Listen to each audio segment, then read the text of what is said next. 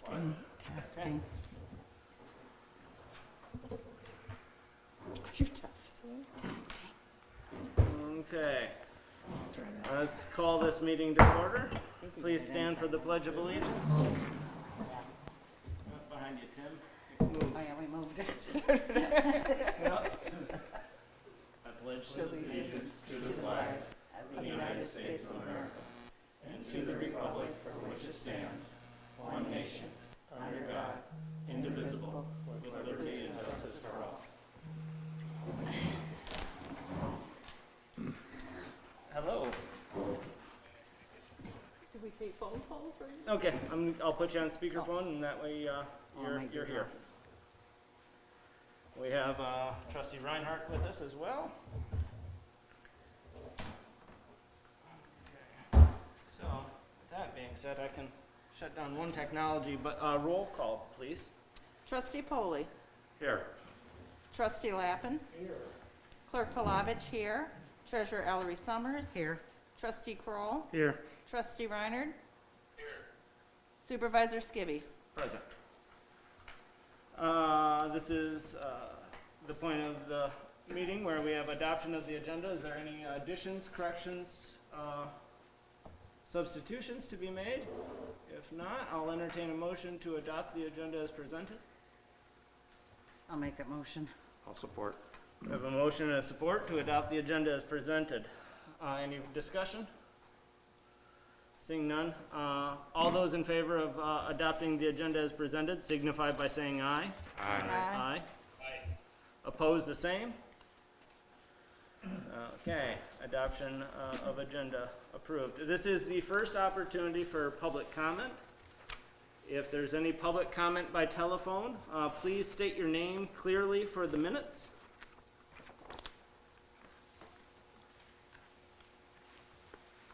And I asked through YouTube if there's any public comment. We'll give them a little bit of time. There is a 7.5 second delay. Is there anybody on the telephone that has any public comment?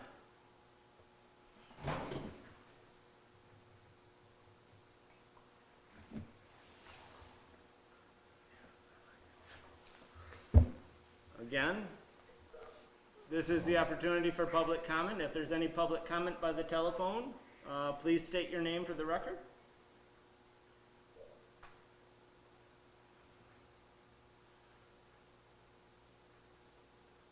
Moving forward, without any public comment, to payment of the bills. Is there a motion to make payment of bills? I'll make that motion. We have motion and support to make payment of the bills. Any discussion? Seeing none, roll call, please. Clerk Palovich, yes. Treasurer Ellery Summers. Yes. Trustee Kroll. Yes. Trustee Reinhardt. Yes. Trustee Polly. Yes. Trustee Lappin. Yes. Supervisor Skibby. Yes. Moving forward to the minutes, presented are the minutes of January 12th of this year, regular scheduled meeting. Is there a motion to approve the minutes of January 12th, 2021? I'll make that motion. A motion on the table to approve the minutes of January 12th. Is there support? Support. It's been moved and supported. Any further discussion? Seeing none, all those in favor signify by saying aye. Aye. Aye. Oppose the same. Minutes of January 12th, 2021 have been approved. Moving forward to the correspondence, of which there's a letter from FERC, or the Federal Energy Regulatory Commission, a letter that was drafted by a township resident, Ms. Littler, of expansion of telecommunication capabilities. I know that would be near and dear to your heart, Trustee Kroll. And then also the Planning Commission minutes of the 11th, and a letter in rebuttal to a conversation that I had with the Alano Club board. With that being said, I'll entertain a motion to receive and file the correspondence as presented. Motion to receive and file correspondence. We have a motion on the table. Is there support? I'll support that. It's been moved and supported. Any further discussion? Seeing or hearing none, all those in favor of receiving and filing the correspondence as presented signify by saying aye. Aye. Aye. Aye. Oppose the same. correspondence received and filed. Moving forward to old business. You know you can just hit one button and it won't vibrate anymore. It's you. I checked it to see if it was my. I was like, I'm that guy. There is one button, and I just hit it. Thank you with for that explaining and showing us how that works. With that being said, it's approximately right there on the side. My apologies. I am, hey, paint myself into that corner. So with that being said, ad hoc committee. Steve, Cash, give us an update. You want to go ahead? So we're still working on it diligently. Last couple meetings, we started looking at budget numbers, trying to see where we can make cuts, improvements, stuff like that. I think after this next meeting, we're going to make a lot of headway in that aspect and have a direction, some type of direction going forward. Yeah, I agree. Can I ask you a question? Did you say cuts and improvements? Yeah, just seeing where we can trim things. If there's, obviously, without doing the transfers, Oh, okay, there's going to be some drastic cuts through quite a few line items because okay. we just got to anticipate. And to that degree, do you feel that at the end of this week you'll have the ability, because I would like to wrap up my proposed budget, because that does have strings into other mechanisms. When should I be able to anticipate that? I would think Thursday. wouldn't you? Yeah. Our next meeting is Thursday, Okay. 7:30. And so we went through the majority of the line items, and the only thing we're going to really look at now is payroll expenditures and taxes and health insurance and those sorts of things. So all the other items we've clarified. I am not completely understanding hydrant rental, and it's something that it's hard to explain it based upon what I think it is, but I don't really understand exactly what it is, other than, is it sort of a cost of doing business that the DPW would assess essentially for water usage? Yes. And this has been historically a point of misunderstanding to the nth degree. Right. The best way I can wrap my head around the hydrant rental is that we, as a municipality and our enterprise fund, DPW, have a cost of doing business. We get billed for the water from the city. And so if we have a fire ground on infrastructure where they tie into a hydrant, or wherever there's the percentage of use, that is that allotment of money that's supposed to be an offset for hydrant replacement, not so much just a pass through back to an enterprise fund for water consumption. It's a pass through back from fire department to the enterprise fund for setting forth not so much as it stands as a rental fee, but for maintenance and replacement. Yes. So if that's money is supposed to be for replacement, shouldn't it be put away into a little account and? I agree. In the real world and actually doing it the right way, yes, there would be that accountability. Historically, when we first came into office, it was at $50,000, and there was no historical accounting measures of those funds going back to. So it's been kind of a moot point, like what is it really for, kind of a mentality, yes. Do you know how many hydrants we have approximately? Yes, According to Dave, I think he said 600. 537. Okay. So That's out, about 537. so out of those, Pretty exact number. do you have, I'm just curious, out of that number, how many have we how many have been Annually, replaced? we have, I believe, 4 hydrants that I remember and that have been tagged for replacement. And I don't think, now under the guise of F&V, we have the hydrants already for replacement. It's just been, it seems like they've had 2 service breaks a week, and we just got some news, I got some news, Michelle got to hear it, that our major lift station, Michigan Lift Station, that operates on 3 pumps, one of the pumps, we have one that's a sound backup, but has to have some work done to it. Our second primary pump is running 100%, and our first pump just snapped the shaft on our pump. So we're getting quotes currently through F&B for replacement, so that we can have 1 and 2 back up in full operation, and that way we can actually take the time to break out and fix the smaller issues with that third pump. Yes, Michelle? Back to the hydrant rental. Yes, by all means.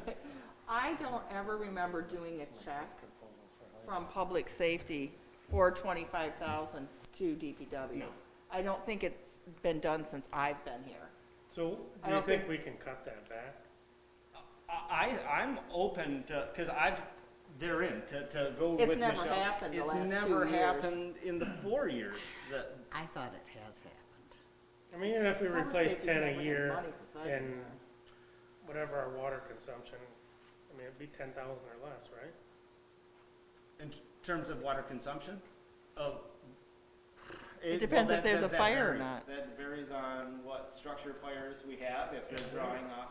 So it's an unknown, it's a floating number. So I think that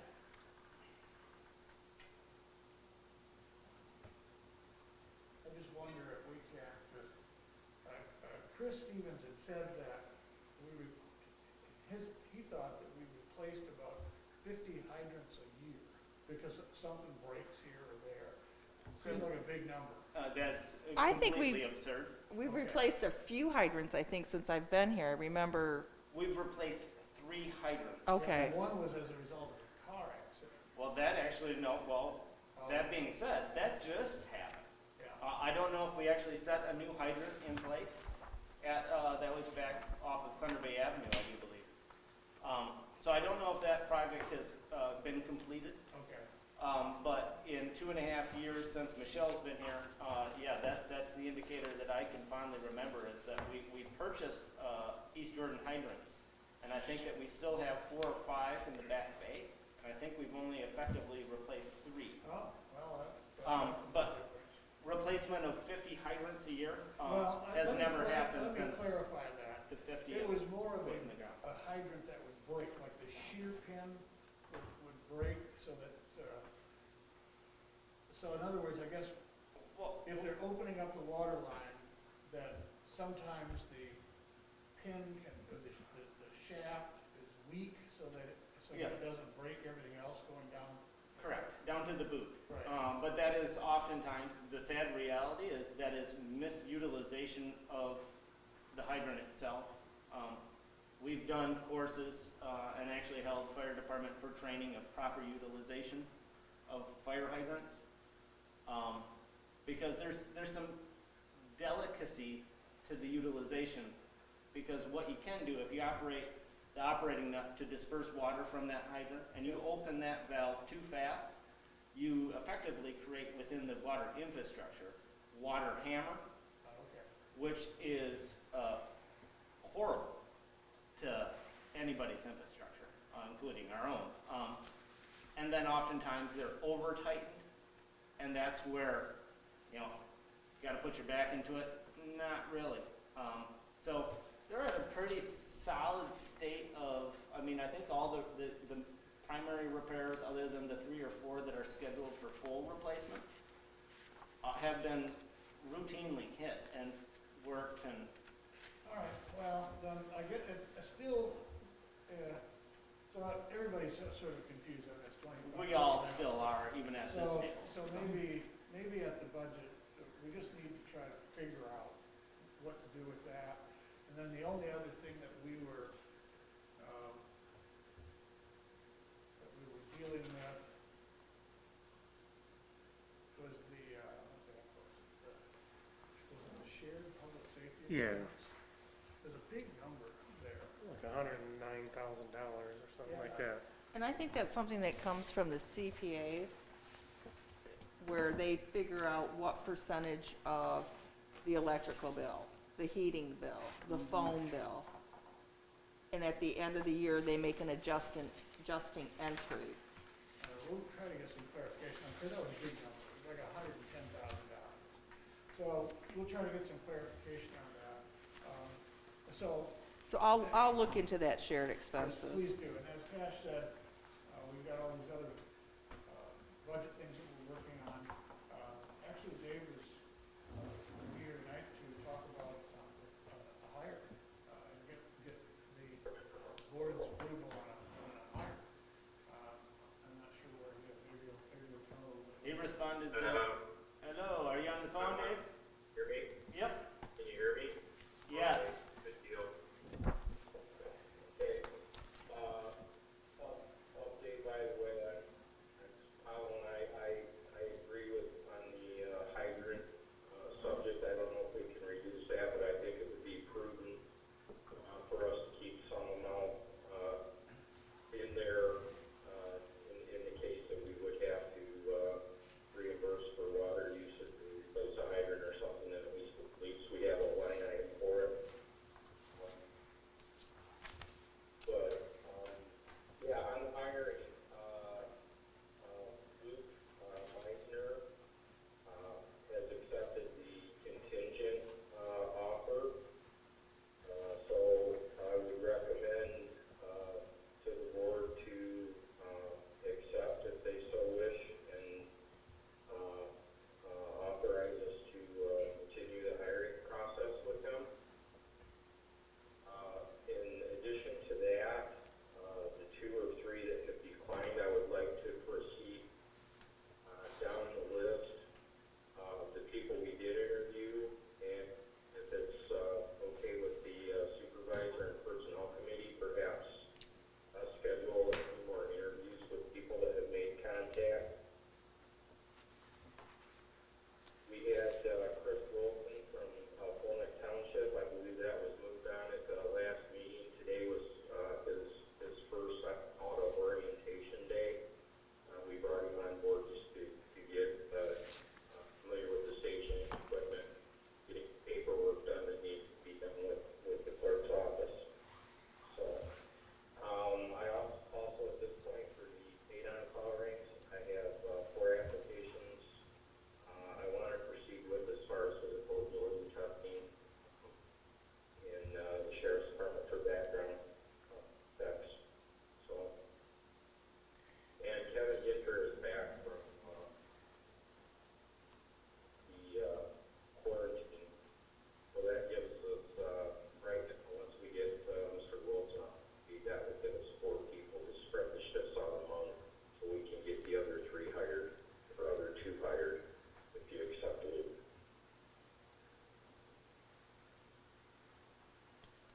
And to that end, Cash and Steve, anything to add to Chief's? So I mean, obviously we gotta get these guys some relief, and this guy has, accepted, so I. Are you think- talking about Luke? Yeah, Okay. so we just need approval on that aspect of it. I didn't know anything about the paid on call, but, that is good to hear as well, so. Yeah, I recall, we spoke a little bit about that at the last meeting and so it's good to know that there are people stepping forward. And Chief, did they get their, did they get recertified?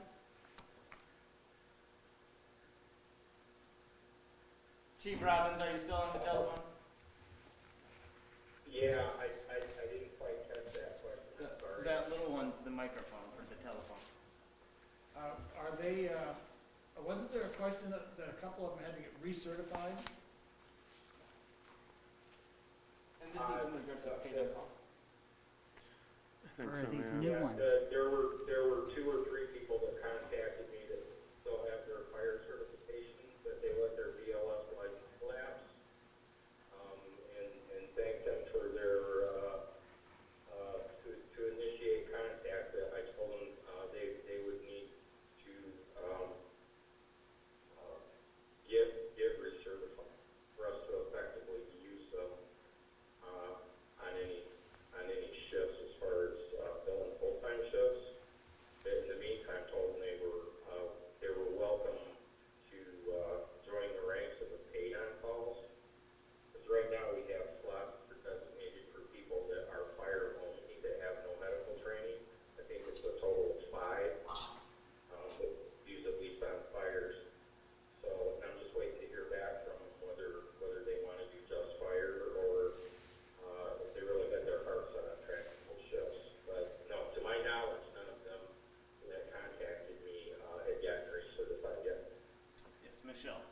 I feel like I keep jumping backwards.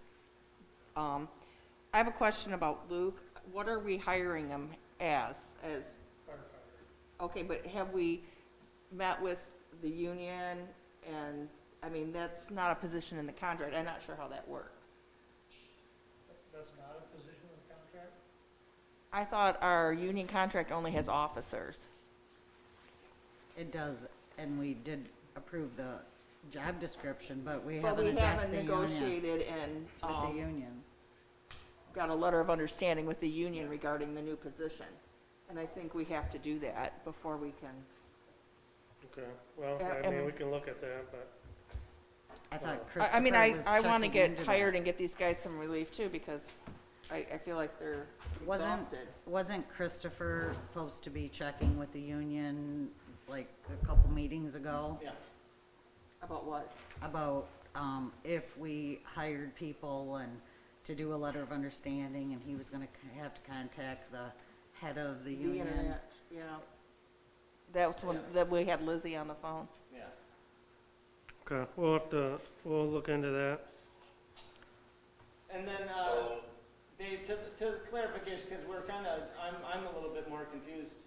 So we just hopped over to paid on call. Who are the 3 paid on call, Four. for the record, or 4 paid on call that you're talking about? There's a gentleman from Gaylord that is a volunteer over there that is moving into the area. There is Mike Amelot, who is a former member of the department and would like to rejoin. And then there's a husband-wife team that had applied, I believe, 2 years ago. And then dropped, they reapproached the department about joining again. So No, that's our 4 that are interested in coming on the paid on calls.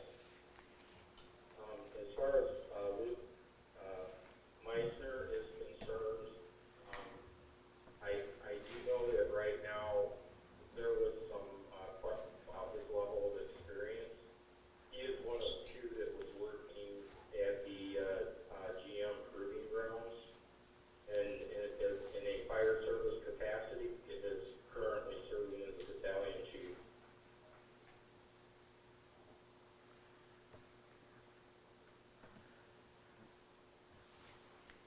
Yes, Laura. I mean, I have a couple questions about this stuff. So the 4 paid on calls, are these new applicants, or are these the current applicants that we have had on our roster? That would be, 2, one of them is brand new. One is a former member. He was on years ago. I think he's been away from the department for approximately about 10 years. He would like to rejoin. Now he's had things in his life move a different direction. He has more time to give now.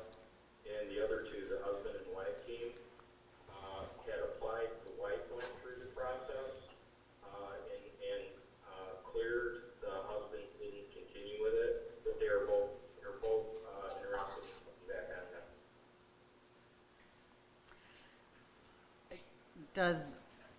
I mean, we do have a nepotism policy as far as husband and wife. They're gonna apply, I wonder if that applied to. I'm just paid on call. asking about it.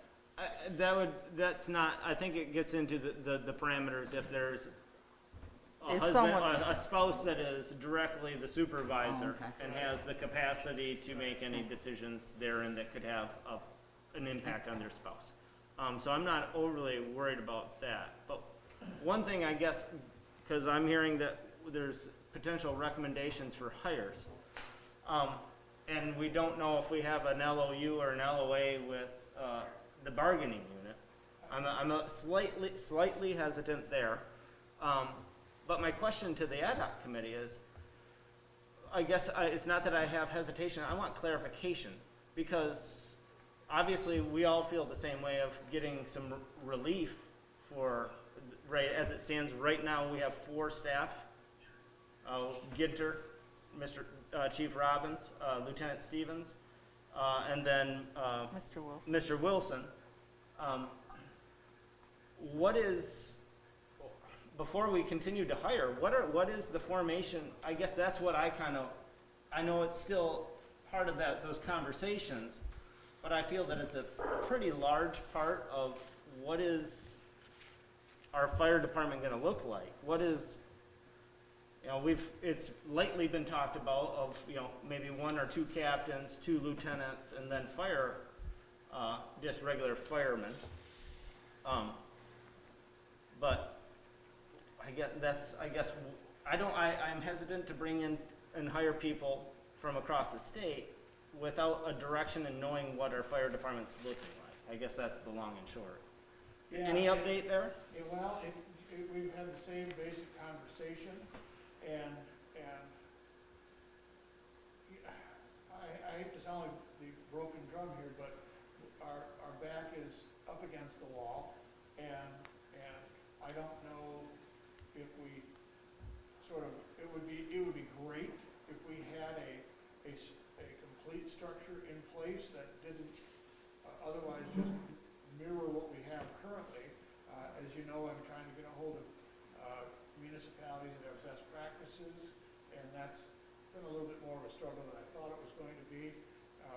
So I don't have that structure in front of me, other than what we could set up maybe through MTA or whatever it might be. I hate to continue to use exactly what we have, but I'm confident that there are some parts, perhaps most of the parts of our current structure that would work fine. But we are definitely pushed up against the wall, trying to come up with a solution to this problem to get relief for these people and then move forward. But so far, just about everybody that we've talked about from a hiring standpoint would be hired in as a firefighter. And then they would earn their wings, so to speak. And Chief Robbins would take them under his wing and do the necessary things to make sure that they are capable, and then they would move into an officer position. That's the way I understand it. No, that's correct. We're looking at other scenarios, staffing. That's going to be the main topic on the next meeting. We've kind of looked at some things and threw some stuff out there, but I think there are some other ways to staff that could save a lot of money, but it's going to be scheduling, things of that nature. The system isn't totally broke. It just needs to maybe be restructured in that aspect, and you probably could see a significant savings, I think. Yes. Go ahead. Michelle. So, if I'm understanding correctly, we're going to keep the structure of having all officers? No. No, we So would have- this is just my concern, is that if we hire someone under our current contract that is only with officers, I feel like we need to get a quick little letter of understanding. But that's not exactly what is said in the contract, I don't think. Yeah, Okay. I'm looking at it really quickly. I just don't want us to get in trouble with the union and have to go through the whole, I don't see anything. I think it's the purview of this board as a function of management, that there is the possibility of hiring firefighters. Right. And that's fine and dandy, and I don't like to be backed into a corner any more than anybody else.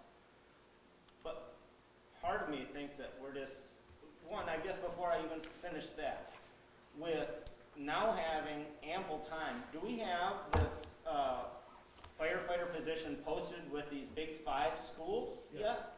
Yeah. And have we heard anything back, and is that starting to get some leads or hits? That I don't know. Chief, have you heard anything from anybody?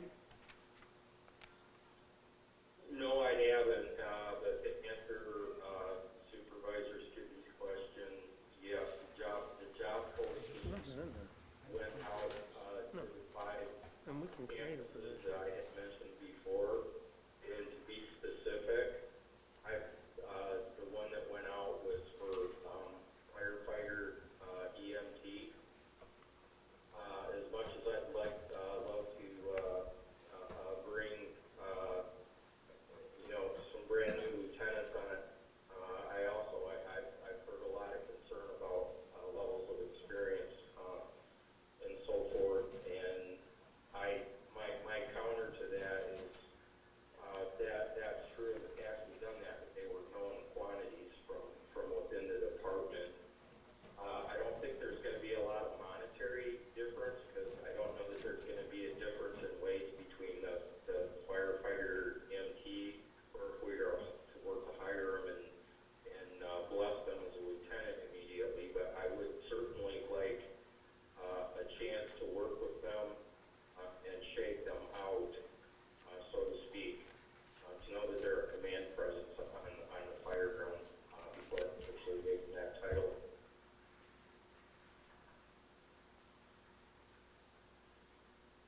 So back to the, As far as, go ahead, Chief.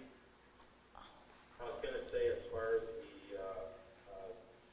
question for the union goes, I don't have it in front of me, but, as soon as we're done, I can confer with, Chris and get that cleared up for you. And I just have a little thing to add, Chief. On those postings, they're supposed to send application resumes to the clerk's office or my email, and I have not received any as of today. So as soon as I do receive any, I will let you know. Okay. And just on a quick note, the, three of the campuses contacted back and said not only would they be happy to post the job, but they're going to, both, hard copy and electronically, email that position opening to all of their most recent graduates. Awesome. Yeah. I just have a question, Dave, if you could just give a little clarification. I know the intent was, with Southside is to have, you know, you and Chris, you know, and Kevin, you know, split up the shifts and that type of thing. We did payroll today, and I'm just curious of why you had so many more overtime hours than Chris did if the schedule is supposed to be like evenly spread. Oh, I wasn't aware that I did more overtime hours than them, but I do know there was originally when we set the schedule, there was about a 12-14 split there.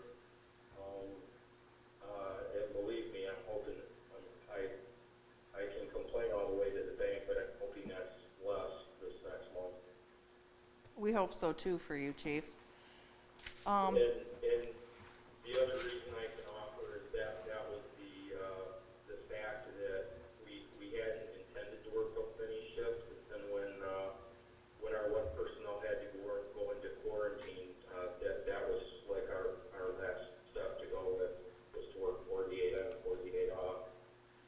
That certainly added quite a few extra shifts to the schedule. Well, it just seemed like it was more hours for you than it was for Chris, and I just, you know, it just seems like it's a lot on you.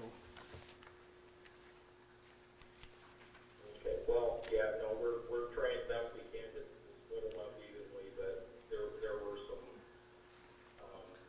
circumstances in there where either wasn't available or had to cover like that, so.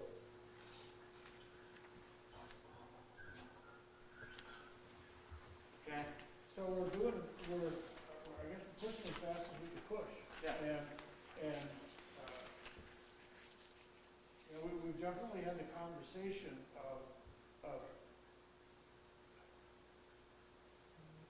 moving forward with the understanding that, well, one of my concerns has been, if we can't find enough people,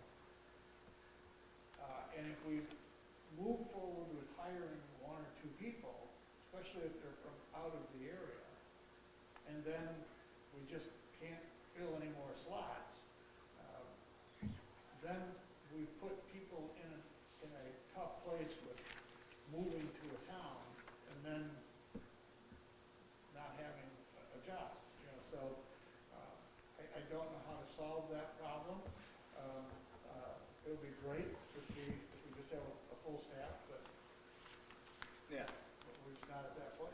So I get to that end, from your position as members and representation of the board at the ad hoc is, I believe that Luke, he was one of the two applicants from the GM Proving Grounds. Right? And you feel confident with extending that offer to have somebody move from 4.5 hours away?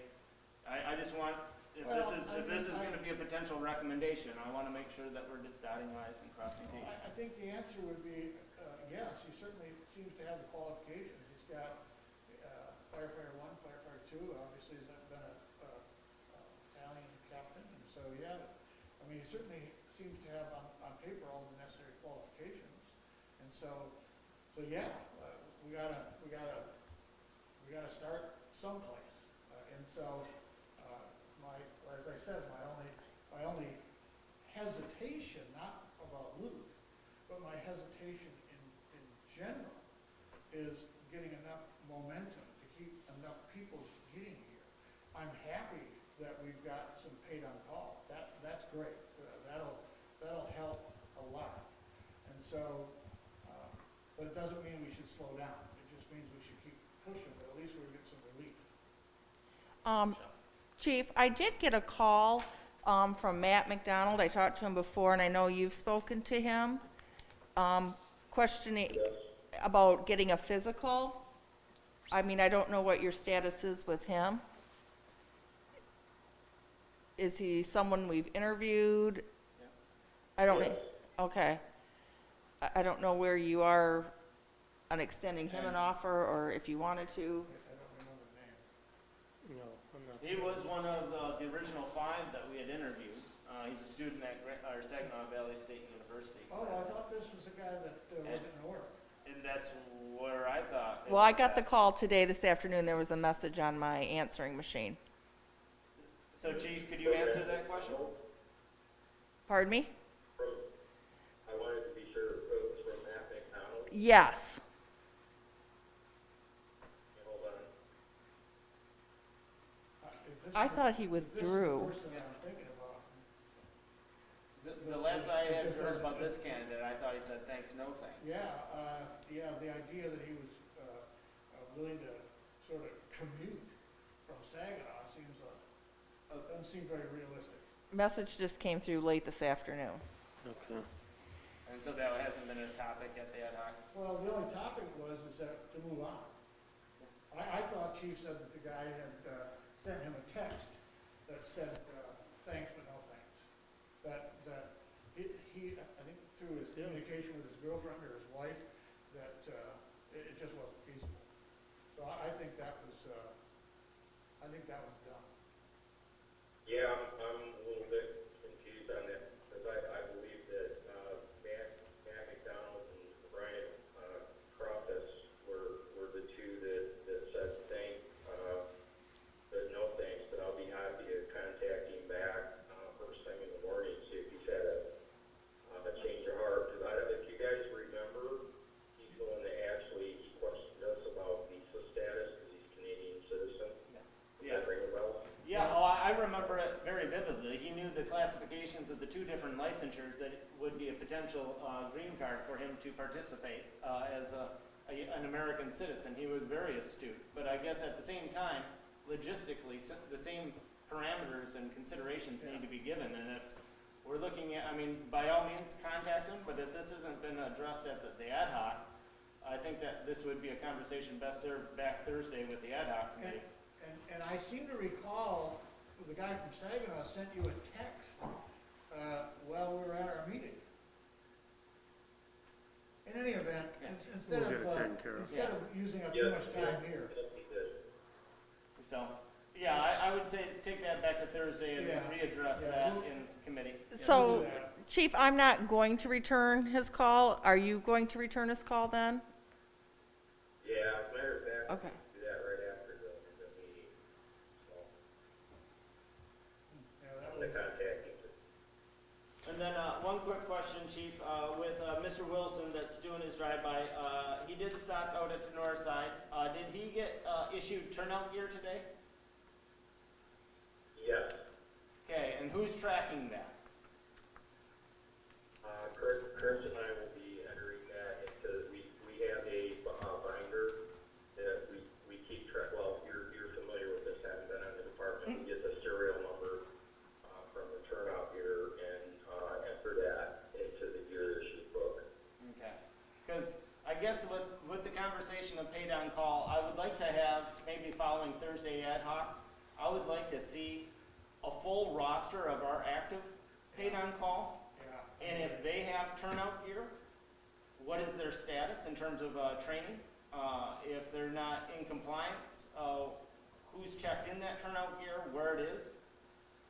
because I know that that had been a conversation we don't need to get in at the board table, but it has been a conversation of turnout gear and the whereabouts of said gear at the ad hoc committee. So I would like to dot i's and cross t's, because I have a feeling that that may be one of those little 3-ring binders that has been overlooked as of late.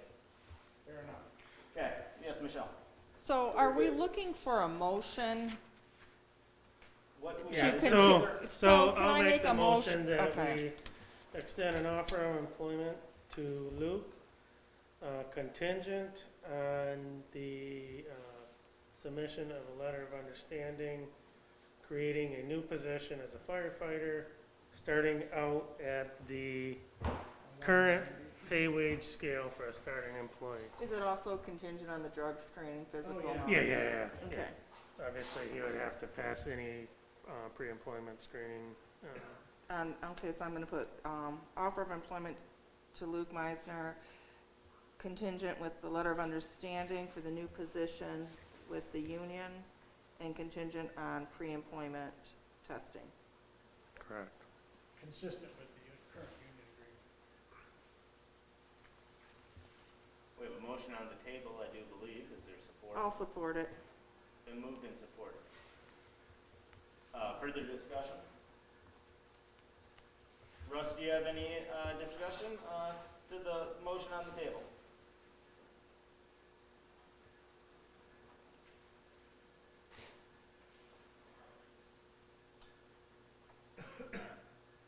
Russ, did you have any input into this discussion thus far with the motion?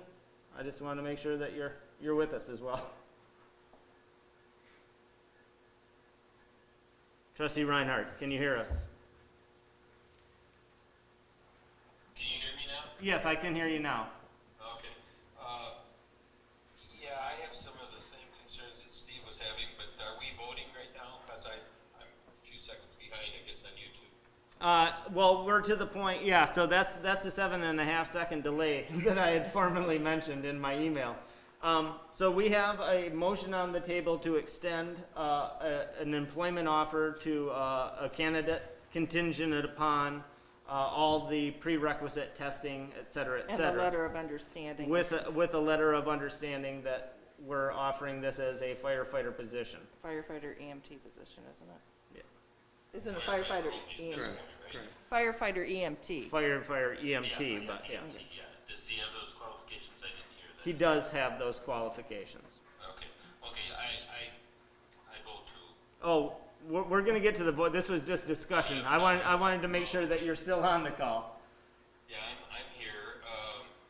Well, for discussion purposes, my thought is, no, I guess we got to move forward. I guess we're going to move forward one candidate at a time. But I have some of the same concerns about our responsibilities, morally and otherwise, to bring someone up here, as you said, 4.5 hours. If we can't fill this department and have to look at other options, but that's my biggest concern here. And I don't know if he's made aware of that or is aware at all of that, but it seems like the right thing to do to me. But that's my thought. Okay. So any other discussion? Would you please just repeat the motion? That way we're clear. To make an offer of employment to Luke Meisner, contingent upon a letter of understanding with the union for a new position for the firefighter EMT, contingent upon pre-employment testing consistent with current union contract. Okay. If there's no other discussion, roll call please. Trustee Reinhardt. Yes. Trustee Polly. Yes. Trustee Lappin. Yes. Clerk Palovich, yes. Treasurer Ellery Summers. Yes. Trustee Kroll. Yes. Supervisor Skibby. Yes. With that being said, I know that there's a lot, many layers of this onion as we go, but I think that's something I would progressively like to see, is what is our structure gonna be like? So that we have some options. Are we already getting bottlenecked into one particular vein, or is there gonna be a recommendation or a preview of an opportunity of the entire ad hoc to come before the board and express different avenues of potential. That would be nice, and I think that's probably a good idea, so that we're all on the same page together. And I think if we start thinking about structural things, it sounds like Cash is working on a way to limit the number of full-time people, so that we can work 12-hour shifts and avoid overtime, and I was a little bit late to that. Well, so- and there may be an option under the current 24-hour schedule by adding one additional person, and you figure out the hours. I'm still working on the numbers, but that would essentially take out a large chunk of overtime that we are currently paying at this point, based on that FLSA standard. If you read that, that would work each individual no more than 2 days in a week, 4 days in a 2-week period. Would essentially, the only overtime you would be looking at outside of that would be filling PTO or sick days. But everybody would be under that threshold for hours worked in a week or So, in a month. Following the FLSA aspect of the 12-hour shift, in that theory, how many employees would it take to actively operate under that guise? Well, to me, it looks like 7 employees. Is that for 24-hour 2 shifts stations, or 12? 24-hour shifts. Okay. So 24 or current, 12? this was the 24-hour. We have looked at some 12-hour Okay. shifts. Okay. So we have a couple different scenarios that have been thrown out there. We're looking at all of them. Michelle has helped me with some numbers so we can get a number of what it's gonna look like. And the So- hardest number to figure out is Blue Cross, because we don't We don't know. Yeah. know. Depends on if they have family, So- ages, all that We're stuff. just gonna have to guess high. Right. Yeah. And so, maybe what we do is we have maybe we finish up our budgetary stuff. We lock down the turnout gear, and we come up with what standard do we want? We want 12-hour shifts, we want 24-hour shifts, button that down and not move from there. Right. That seems to make more sense to just cross things off the list as opposed to leaving them on. Yeah, well, and I implore you, because the one thing, and obviously hiring is the common vein throughout this entire topic, Right. but I'm going to be extremely hesitant of continuously hiring if this board doesn't know what the foundation and what it's gonna be. I mean, that's my, That's fair, that's fair. And I feel like just as soon as we get the letter of understanding for the new position, that is moving forward, and that will change the structure somewhat. Yeah, I don't Well- really see anything in here that says well, just about the well, officers. the point is, the more, I guess that's maybe the commonality Yeah, of yeah. where, as this progresses, we're gonna have to fold in labor attorney, because Absolutely. unfortunately, there's gonna become a very time in the very near future where as an ad hoc, you're gonna be discussing things that have a direct correlation to a bargaining unit agreement that's still on paper. Yeah. So I just wanna, same as Michelle, I wanna make sure that we're dotting i's and crossing t's before we get to a happy place and realize that, we have grievances and we have et cetera, et cetera. Yeah, I just don't want to waste our time with grievances and stuff like that if we can prevent it by Well, and doing our due if diligence. the board is okay with that, we can address some of those issues as we go along, because obviously everything's tied together. So, there may be things that in a contract that don't line up. Well, and then when it gets into contract, there again, I don't think it's under the preview of the committee to get into those negotiations No, No, by any means. So when we get to that point, So that would go to the personnel we're gonna committee. have to turn around and get right back into personnel and. yeah, let's broach that Thursday. Yeah, and if you, first and foremost, get me a proposed budget so I can wrap that up. Yeah. Cause that's the primary, I have, one meeting set up, with F&B this week to look at CIPs and potential, Okay. expenditures on the water fund. So if I want to wrap up my proposed budget before the end of the week, so Friday, if I can get yours by Thursday, late in the day sometime? I'm sure you will. Either be Thursday or Friday. Yeah. Okay, because as soon as I can get that proposed budget, I'll get it to everybody so that we can start looking at budget dates.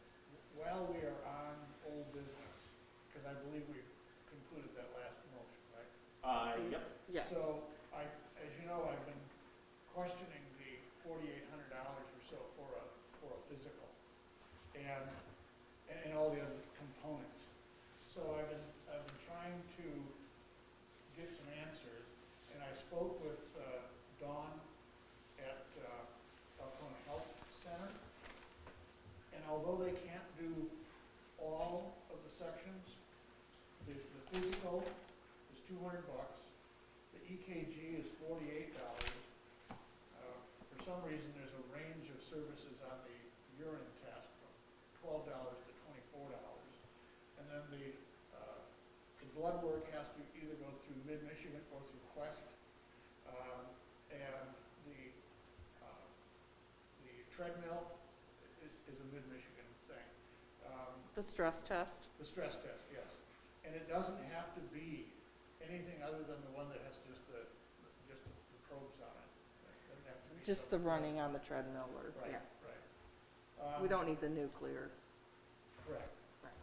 And so, outside of that, she didn't have some of the other answers, but it will be a far cry from the $4,800 or whatever number we apparently paid in the past. And I believe that. I thought she said she could do the x-ray. I'll have to follow up on that with her. But I'd be surprised if it's a third of what, That's awesome. of what we And I'm waiting, I did send an email to Mid-Michigan requesting, and I will follow up with them because I haven't gotten anything back, to Okay. get the different prices too. Obviously, we'll have an opportunity to do something soon. There is no contract with Alcona Health if we choose to do that. It's just a central person, you, Mhm. that would sort of set everything up and a bill would come through. Is there anything else from the ad hoc while we're still on old business? I just have one thing, just because it is under old business, but, in the beginning of this conversation, we had talked about, when we were discussing the hydrants, and, it was mentioned that Chris thought that we were replacing 50 of them a year. Well, I qualified that by saying that it needed to be either replace or repair. Okay, well, and still, we don't know unless we check to get that number, but we don't even know if that 50 number is correct or not. Do you know what I mean? Doesn't sound like it's correct. No. So what I'm saying, my point is, I just don't want false information being put out to the public, substantiate the numbers, just because this is what I agree. just gets everybody wound up, and, I'd rather have people get correct, Facts. right, It's Yeah. an So- amazing thing, that That's F word. quite a concept. yeah. So, I just wanted to make that comment, because, Yep, oh yeah, most definitely. So, ad hoc committee members, trustee Kroll, I really can't think of that. No. trustee Lappin, that kind of wraps it up. You got a good direction coming into, your Thursday meeting. Indeed, Best, thank you. best of luck. If that's the case, then we'll move forward into new business. New business number 1 is and I'll get it out here, is from Dixon Engineering and Inspection Services. This is the agreement, which would be a potential agreement between us, the township, and Dixon Engineering. To add background to this, this is per the CIP and our water infrastructure. We have 3 water towers in our infrastructure. M32 West at the American Legion and Walmart, Piper Road in Worth, and then also 23 South. And in the initial surveys that led to this, Piper Road is in the most dire need. We will be doing one tower a year for the next 3 years. But what is before you is a proposal for all the services to get everything basically ready to see exactly what needs to be done. And this is a pretty thorough, obviously, it's an 18-page document of an explanation of the services that will be brought forward. Are there any questions to this? Yes, Trustee Cole. Basically, they're gonna be doing an inspection and come back to us and tell us what needs to be done. Yes, and it's gonna be an extremely thorough, so we have to do this by Eagle standards. And it will come back to, contact paint. We have some other questions about, maintaining, levels of chlorination within our system, so there's actually, potential technologies that could be introduced to our water towers of mixing units, inside, to keep things agitated, keep chlorination from any potential stagnation issues or decrease in its, overall potency. But this will get us in compliance to move forward to our mandated Eagle standards. And as it was out of the 3 that we have, as I mentioned, the one that needed to be first on the list was Piper Tower, because there are some updates that need to happen to that to meet MIOSHA and OSHA standards, and as well as Eagle standards for water distribution systems. And if there, by all means, ask questions. Yes, Laura. I just have a question. So they'll come in, review everything, and tell us what needs to be done. Do they also do the actual repair and give us a quote? Yeah. So Yeah. basically, we'd put this out probably for RFP, depending on what kind of, Well, and actually, there's not a ton of companies, so with this, if it came down to what's gonna come back from this analysis, will give us the option to either us, per the F&B contract, if we want to mitigate that admin cost, we could put out an RFP for doing water tank, or they can actually go through the process, and which would basically allow them to make the right decision upon which firms can do the work without having to go through the process of an RFP. And that was the 5% override? 5% on that. Yeah. And the level of complexity that would be attached to this RFP, Yeah.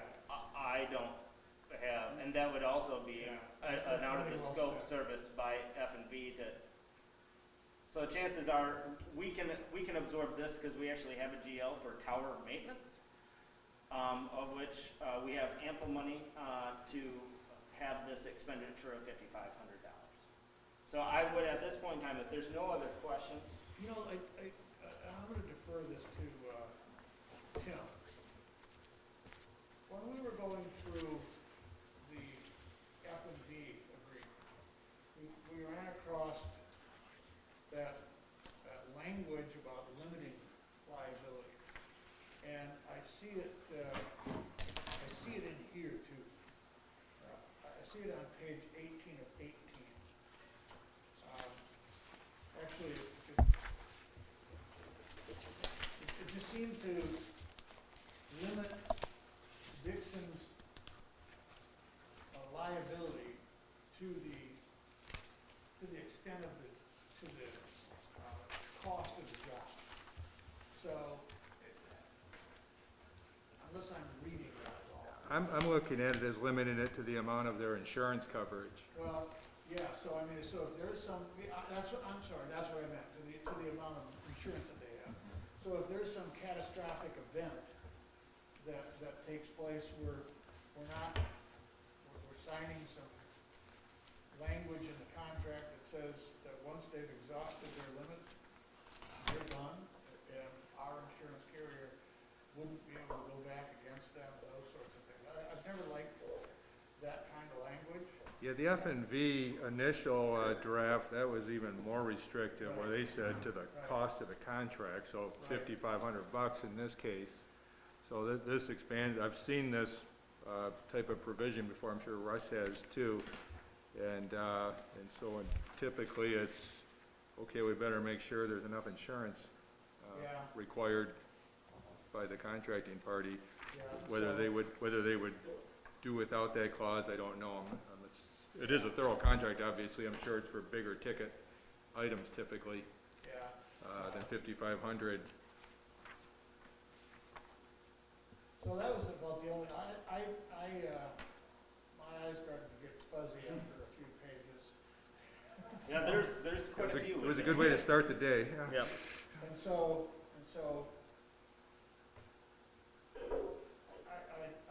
I'm okay with it, but I just didn't know the extent of the services, so this is phase one of what could be multiple phases. What will be multiple Yeah, yeah. phases. Yeah, And there's so- no ifs. There is a schedule of maintenance that has to be adhered to by having water tanks. Yeah, And so by starting this process, we are in compliance. We're gonna meet our obligations, basically following our initial CIP of Yeah. one water, we did this at last year's budget, with, Mr. Twos at the time, Kirk came before us. And so, it's so I'm okay with that. So the one thing that I would suggest is that when we get to the point where we're fixing whatever's wrong, that we might want to look at that language.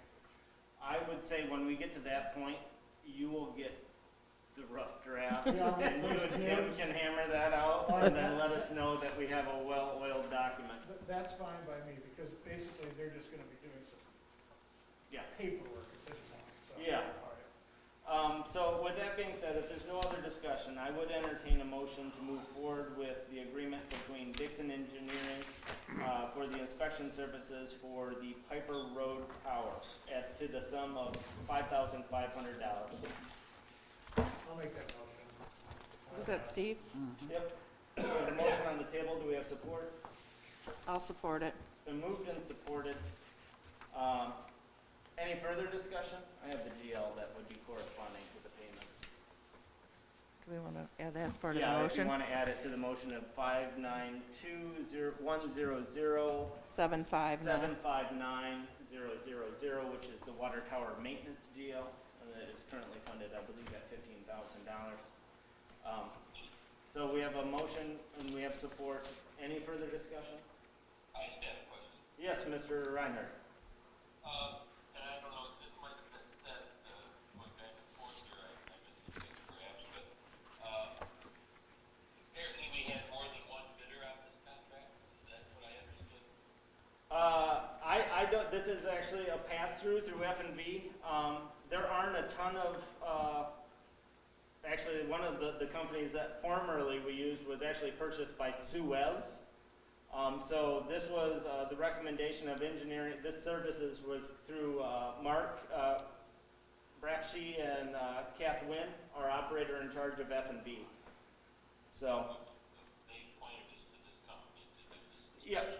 yeah, and I looked at the total amount, and I would rather have negated, especially at this low introductory level, negated the additional 5% admin that would have been tacked on if they would have just moved forward with this contract. And we have it funded in the GL, and we have adequate funding in that GL, so I'd rather save the 5% on this initial discovery. Okay, I just want to make sure that we're not just giving favored nation status to contracts, that we do look for a broader base of providers, but, you say we're saving 5%, I don't maybe quite get that, but okay. Well, and I'll clarify that, Trustee Reinhardt. We're saving 5% by the board making this contract whole versus having F&B move forward with the contract, which per the F&B contract would have also adhered an out-of-scope admin cost of 5% that would have been tallied on top of the $5,500. So that's for clarification. Okay, well, that helps, thank you. Not a problem, sir. If there's no other discussion, roll call vote, please. Trustee Polly, Yes. Trustee Lappin? Yes. Clerk Palovich, yes. Treasurer Ellery Summers? Yes. Trustee Kroll, Yes. Trustee Reiner? Yes. Supervisor Skibby? Yes. Moving forward to the next item of new business is the property exemption forms, the policies related to PA 253. And with that being said, Tim, would you like to take point on this? Sure. Chris Lewis, your assessor, brought this to our attention, and the State Tax Commission brought it to his attention. There's a Public Act 253 of 2020 that changed details regarding the poverty exemption policies and rules in connection with property taxes and the Board of Review. And so Chris, included with your agenda materials, is you've had a written poverty exemption policy and guideline that's been applied in the past. Chris marked this one up with his proposed changes, and the reason for all of the changes is to bring this into compliance with the new statute and the guidelines from the State Tax Commission, so we really don't have a choice on that matter. So one thing Chris is asking for, and also me in turn, is that we adopt the proposed 2021 poverty exemption policy and guidelines as edited by Mr. Lewis. The only other variable is Chris's recommendation on the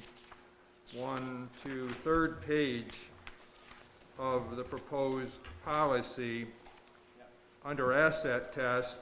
Currently, per claimant, the asset limit is $5,000 and per household $10,000. And Chris is recommending that we double that in light of economic conditions today for this year, to make that $20,000 per household, $10,000 per claimant. That's discretionary with you. That's not a dictate from the state. It's an amount that needs to be set by each municipality. When you said this year, does that mean you? We do this on an annual basis.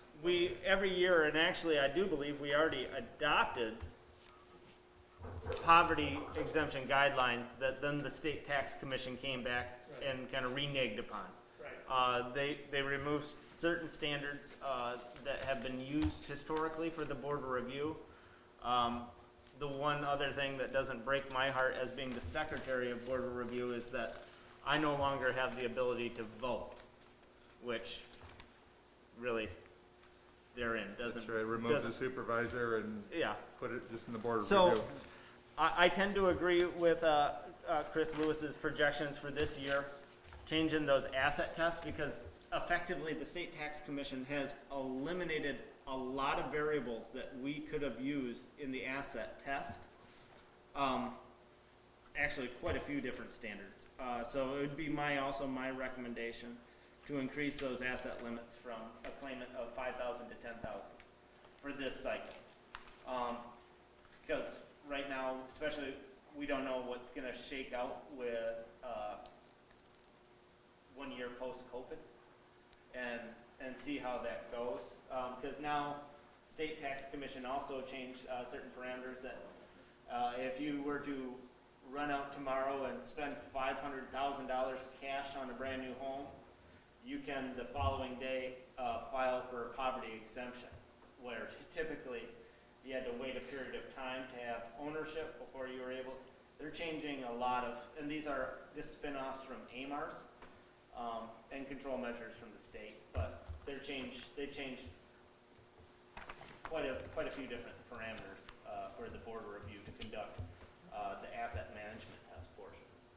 So it is also, I agree wholeheartedly with our Chris Lewis, our head assessor, to increase those asset limits and that testing parameter.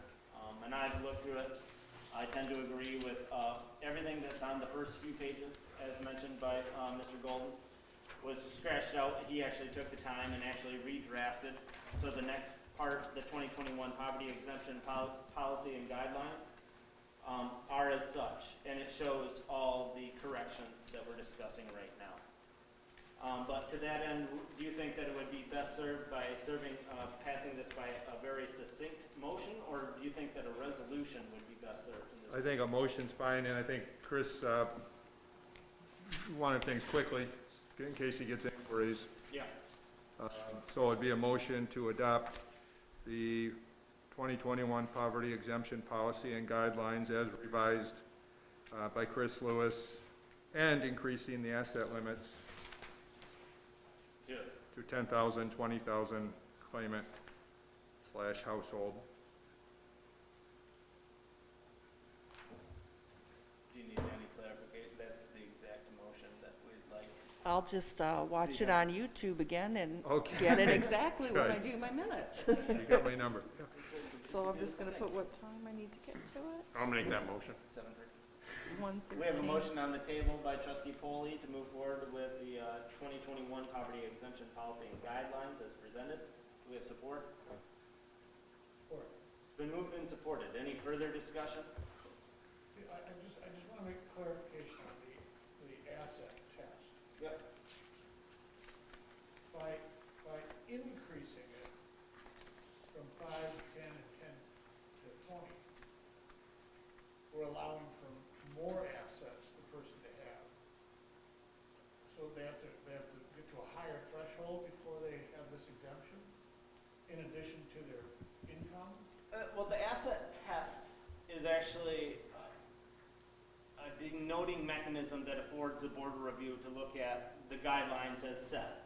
So if you look into, let's see here, it should have, if you look at the recommended poverty guidelines, on the second page, Okay. you'll actually see in subsection 1, you have number of persons and the 2020 income limit. That is set by state standards. So if they exceed that threshold of that economic indicator for income, Okay. then the board of review then has the ability to look at their asset All test. right, got it. Otherwise, for all intent and purpose, it's nearly a moot point. Okay, got it. All right, that makes sense. Yeah, not a Thank problem. I'm a dedicated secretary. Yes, you are. So total assets doesn't include the property. No, there's different standards. It doesn't include that property, it doesn't include more than one car, but the STC is changing the parameters. And they just did it this year, months after the fact that they said, okay, this is, and Department of Treasury is following kind of similar suits, but that's 87.7% of the time. You never know. Good job. So, with that being said, if there's no other discussion, a roll call vote, please. Trustee Lappin. Yes. Clerk Palovich, yes. Treasurer Ellery Summers. Yes. Trustee Kroll. Yes. Trustee Reiner. Trustee Polly. Yes. Supervisor Skibby. Yes. Nathan, do you want to alert Chris to that? Yeah, I'll let them know Okay. that we adopted it, and then we can get it posted and on our website as well. I will see him tomorrow. All right, thanks. Moving forward, is the next item of business is an invoice. Treasurer Ellery Summers, do you want to take the 2020 maintenance agreement? This maintenance agreement is with Alpena County Equalization in the amount of $13,371.80. It is for the 2020 maintenance agreement, which this is billed in arrears. That's why it says 2020 maintenance agreement. The county basically maintains all of the names and addresses. They records all the deeds. They print the assessment change notices, the assessment roll. They stuff and fold our tax bills and assessment change notices. They balance the principal residency exemptions with the assessor, put in the special assessments, the recycling. So anyway, we contract with the county to do those services for the township. And we have annually for the past 4 Yes. years. Yep. And actually, years Yep. going back. And this is actually budgeted for in the Yep. assessing line. Yep. Yeah, because it's kind of split between your department and his, it's at least in one GL instead of 50% out of this. So I'll entertain a motion to move forward with the maintenance agreement as described by Treasurer Ellery Summers for all expenditures of $13,371.80 to come from GL 101-209-801.000. Oh, go ahead. No, you can go ahead. I'll make that motion. We have a motion on the table. Do we have support? I'll support it. I was surprised. You're right there. Well, With that being said. I was 87.7% sure. I was pretty certain. I was gonna say right around 87.7%. With that being, Did you have a question? yes, trustee Foley. So we have 7,228 parcels that we send out tax forms to? Yes. For summer and winter, and then I'm not sure how many assessment change notices Chris sends out. I'm not sure, but anyway, but yes. Yeah, that's one of those variables, especially as we discussed at our last just intro to budget session with revenues. Is here's a defined tax base with the variables of unknown as how many veterans, although it's a forecastable, it's not exponentially growing, veterans and poverty exemptions. Yes. Yeah, I think you answered the question. So therefore, there is a few more, but they're ones that are not getting any tax bills. Well, they still get tax bills, so we have 7,228 parcels. Yeah. Tax bills that go out, and they go out in the summer and the winter, the same amount, and then in addition to that, the assessor sends out assessment change notices. So, yeah, if poverty exemptions are met at the board of review in the March session, as well as veterans exemptions, then those applicants won't get a tax bill. Go ahead. But if those cases aren't heard until the July or the December board of review, they are inherently getting a tax bill, whether it was the summer tax or coming into the winter tax.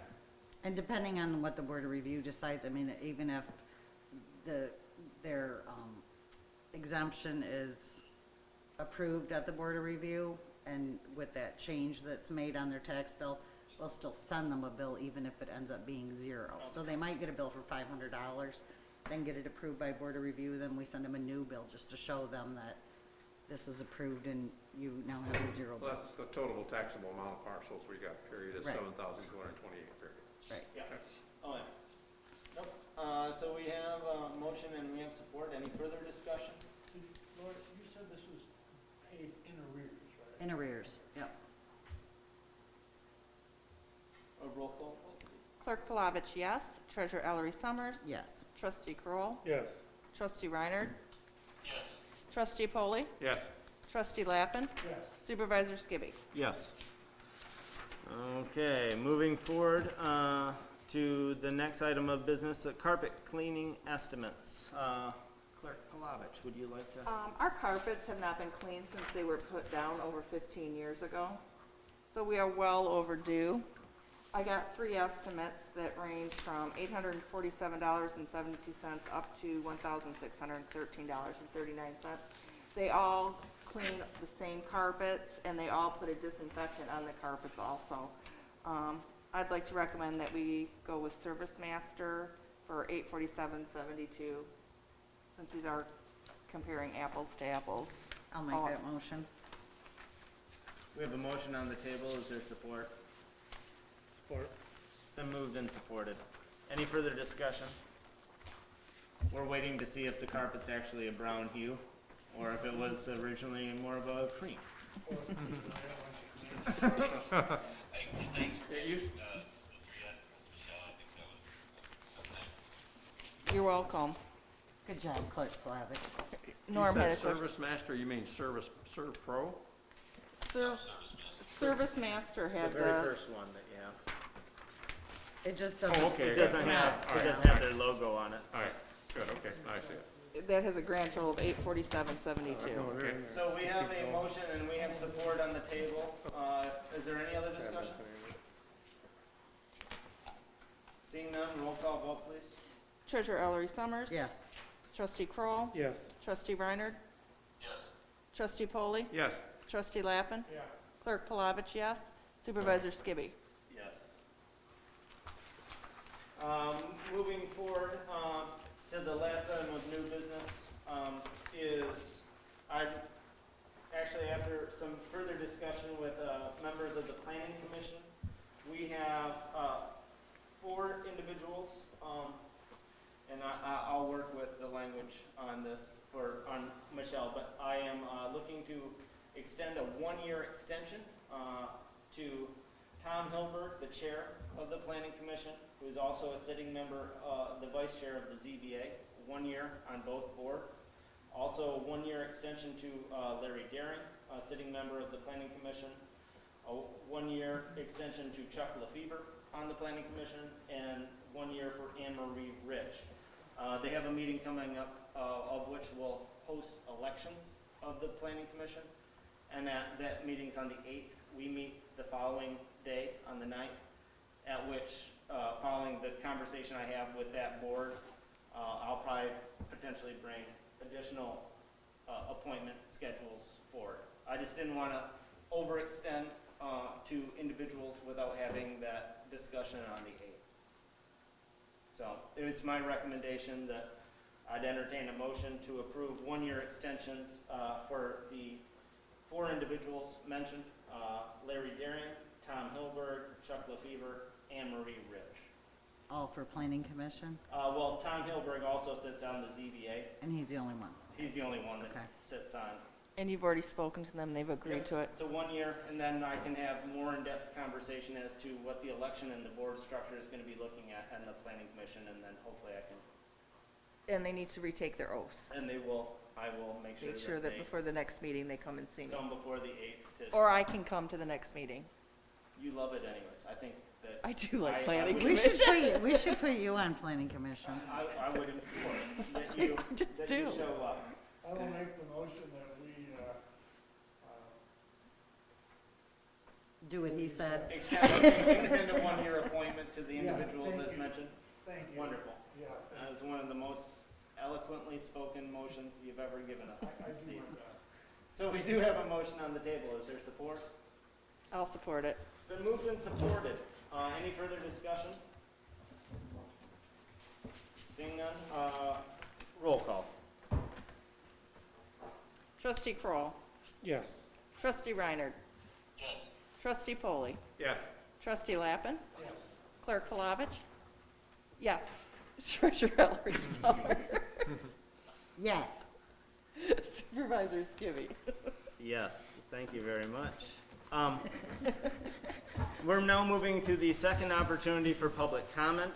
If there is any public comment by telephone, please state your name. I'll also reach out online to see if there is any public comment.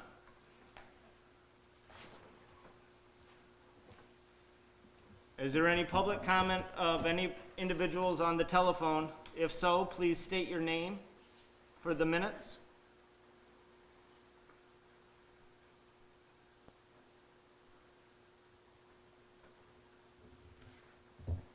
Again, is there any public comment by telephone?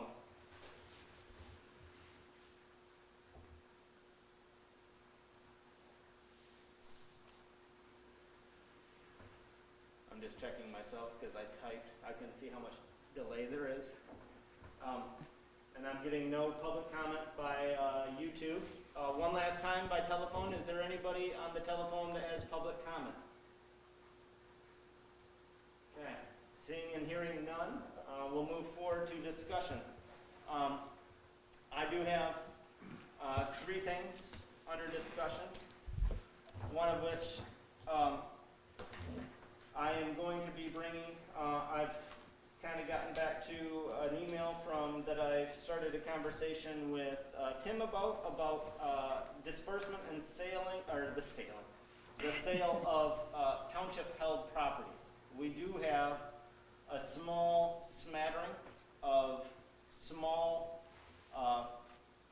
properties throughout the township that under our policy and procedure manual, section 8.4, and then also the Charter Township Act, that gives us the ability to sell properties through various means that would be agreed upon by the board.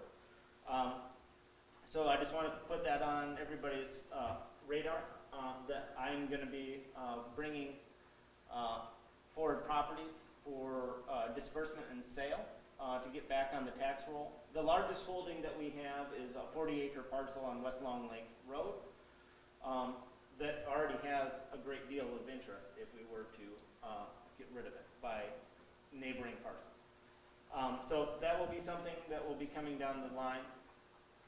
Another thing that needs to be a potential discussion amongst this board. I know that every year it's always an issue as we get closer to budget time. Is it something that this board is willing to entertain of a compensation commission? Because it would remove any influences, give a potential independent board the ability to set forward all staff, well, not all staff, but board members or any elected officials, their pay, et cetera, et cetera. Obviously, just a discussion. It's an option that's available for us if we want to. And lastly, but not least, after, I don't know if I've told everybody, but after a 3-year battle with the Michigan Department of Transportation, I received this email from Garrett Daw, who is the traffic manager for Alpena and Gaylord.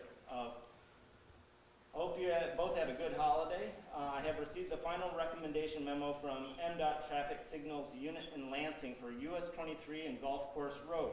And the recommendation is to install a new traffic signal based on the following 2 factors.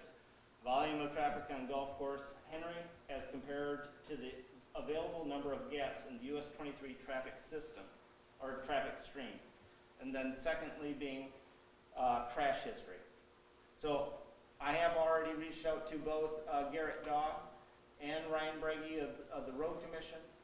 That call also included Steve Schultz, city engineer, because the Henry side, the Anschutz side, if you will, the east side of 23, is actually the city. But I just wanted to share that with the board that in 2022, a traffic light will be installed at Golf Course. Hallelujah. Did you say, are there any Yes. costs to the township for this light? Well, there Wonderful. is, there may be some cost in partnership with the road commission on the golf course side in terms of if they have to make any strategic developments or regrading, because as everybody knows, line of sight and approach on that side is quite abrupt, to say the least. So that is still to be discussed. Yes, Cash? Would this be an opportunity where we may add the sidewalks or the possibility of a sidewalk through there? And it may be, because we're going to be redefining that intersection to a large extent. The width is already acceptable for a dedicated turn lane. I do believe on both approaches, the Henry and the golf course side. But right now, everything's on the table. But that being said, that's a perfect, if we're going to be doing curb cuts, that would be the time to at least have that part done and start expanding north and south from there. Because it would be then a unique parking lot bike path until you get to the existing bike path that ends, I believe, at Alpena Credit Union and starts back up as you're heading south into town. I think that would be something worth looking at, extending that even if it went to the snowmobile trail or something of that effect. I think we've talked about that historically, and I think that that's a very valuable, yes. Since this would be done in '22, can we get kind of a guesstimated price on what this would, just because we're working on our budget? I mean, it'd be kind of nice to. All the inherent costs are going to be absorbed since Lansing green-lighted MDOT. All those overly abundant costs are going to be absorbed by MDOT. We're looking at, and we don't have any. I just wanted to share some And good it wouldn't news be on this without- current budget, it would be on the It'd be on the bond. subsequent budget. So, but that being said, I mean, these are the conversations that I want to have. I mean, yeah, if we're going to be looking at the potential expansion and tying into existing bypass, that would be the inherent time to do so. But long and short, it was an arduous journey. Wonderful. So, Well, thank you for all your time. Good job, Supervisor. yeah. Probably make my life longer as I left to go to the township. And that's a dangerous intersection because of the blind spot that's caused by the curve of the highway and the two lanes coming. If someone's in the right turn lane, you can easily, and I have done it, pull out in front of someone that you don't see in the left lane, the through lane. So it's a dangerous spot. Yeah, and so thus far, I've only spoken with the two primary landholders, Commissioner Peterson, who said, thank you, and hopefully no more damaged vehicles get left in his parking lot. And secondly was the Anschutz side, of which they've been pleading with everybody for decades on this. So it was a small win for us, but a win's a win. So just wanted to share that. Is there any other discussion to be had amongst the board? Yes, Are we Becky? trying to set dates for the budget? I am all for setting budget dates. I would actually tend to almost lean back towards what was presented at a previous meeting of a consistent basis of Tuesdays. Yeah. I believe that they were at 10 a.m. I actually picked it So because that's what worked. Nine. I thought no. 9 I a.m.? thought it was That's what I hate down. Okay. So I'm fine with that. And then you actually, because I appreciate you bringing that forward. We can't really, obviously, this is discussion. We can't really approve those dates So- in discussion, but You'll call a special I'll just meeting call a special meeting with, 18 hours before. yeah. Yeah, So fair if that's still agreeable in the format that was presented earlier, I will just go to the very next date. I believe it's next Tuesday. And just make sure everybody's emailed, and by then I'll have budget, out for proposed budget for everybody. Well before that, hopefully by the end of the week, following the ad hoc recommendation. So there is no meeting tomorrow. No. Okay. No, at this point in time, there is no meeting tomorrow. So potentially Groundhog's Day. February 2nd is. Groundhog's Day. Groundhog? Groundhog's Day. Foxaconi Phil? Don't drive angry. Wonderful movie. We're gonna have to watch that movie? Yep, well, you probably should. It's a classic. Who doesn't like Bill Murray? But with that being said, is there any other discussion? The only other thing I had, and I'm gonna be the only one that doesn't know the background of this, is, we got the letter from the Alamo Club, and I just, I was blindsided in terms of the, what brought that up. Okay, I can fill you in. So I received a call and a complaint from a citizen about the day-to-day operations of the Alano Club and not following MDHHS's recommendations for social distancing, wearing masks, etc. So I called my point of contact because the Alano Club is actually a township holding of property. That building is owned by the township. So as it stands, even with the $1 for 5-year lease agreement, it is still a municipally owned structure. So I've given them basically the guidelines and protocols that they need to follow, and that is just a follow-up from a board member in the correspondence. So it's just about the state masking guidelines? Correct. All right. Yep. No, I just wanted the board to know that's just one of those small little caveats of things that I deal on a regular basis, but it was a nice proper response from their board to give a letter noting the fact that they are in compliance. Said they've elected a new board Yeah. too, so Yeah, just they've had recently. a big turnover, yes. So, with that being said, is there any other discussion? If not, I'll entertain a motion to adjourn. I move. We have a motion to adjourn. Russ, would you like to support that? I can support. Sounds wonderful. We have a motion and support on the table. Is there any further discussion? If not, all those in favor signify by saying aye. Aye. Opposed, the same. Meeting adjourned at 7:36. Thank you all for your attendance and be safe. Russ, you have a good vacation, and we'll keep you posted as to any budget dates. It's gonna, right now, it's for next Tuesday.